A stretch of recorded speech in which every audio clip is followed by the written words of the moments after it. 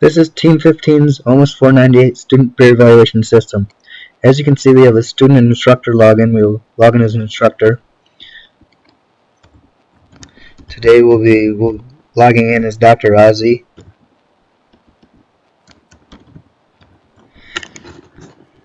After a teacher logs in, it brings them to the navigation page.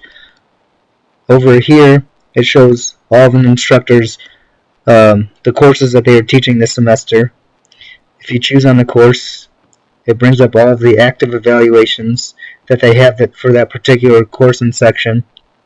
A teacher can add a course by hitting the Add Course button. They would need to fill out this information and hit Add. They can add a section by fill out their information and click Add. They can also view the class roster for that particular course and section. Here are all the students for that. Hit Continue. Down here is the number of students enrolled, completion, peer evaluations completed, and an incomplete total peer evaluations. A student or an instructor can send an email to those students who have not completed their peer evaluations yet. An instructor can add an evaluation instance by clicking Add. They will need to choose if it's a midterm or final or other peer evaluation, the team size, display date, release date, and due date. An instructor will only be allowed 4 criteria per peer evaluation, but what they can do is choose from criteria from the drop-down list. Once you choose a criteria, there's a description with it, and an instructor will need to type in a weight for each question. An instructor can also make their own criteria by adding the criteria, and if you go back to the drop-down, you can see that that criteria we just added is in the drop-down. They will add the evaluation. If you go back and click on the course ID, you can see that the instance we just added is right here. We were not able to get to the reports, but in the future, an instructor would be able to view reports. Now we'll log in as a student using their ZID and password.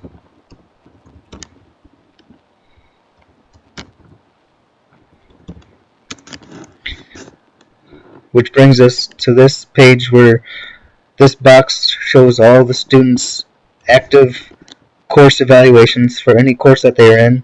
If you select on a course, it brings up their information over here. It also shows their team members down here. We will continue. This is directions for the AHP method, and then they need to agree or disagree to the terms of the peer evaluation. Which brings us to the criteria. It will show criteria up here, the description. There's a help button if they need help with AHP. There's names on each side of the slider bar, where if Sean felt he did better than Thaddeus, he would move it towards himself. If Thaddeus thought he did better than Derek, he would move the slider bar towards himself.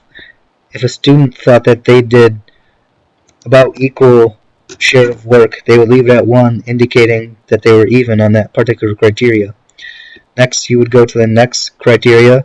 You would do the same thing as the last page, to the third one, and then the fourth one.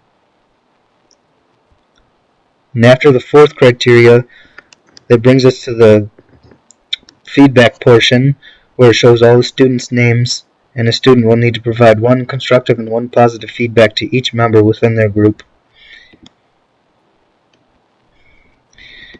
A student will also, this screen will allow them to provide any overall comments about the course, the teacher, anything that they would like to comment on would be for this page. And then that brings us to the final verification page, which shows the student's information, and if all this information is correct, they will hit complete, which sends an email to the student letting them know that they have completed their peer evaluation. And that is our system.